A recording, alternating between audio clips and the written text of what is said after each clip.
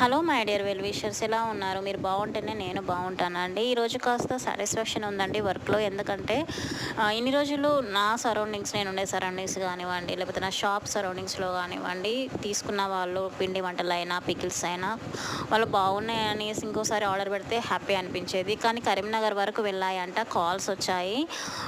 మా కొలిక్ వాళ్ళ హస్బెండ్ తీసుకున్నారు, చాలా బాగున్నాయండి, మాకు కూడా ఆర్డర్ కావాలనేసి యూకే పంపిస్తున్నారండి పిండి వంటలు అండ్ పికిల్స్. చాలా హ్యాపీగా అనిపించింది.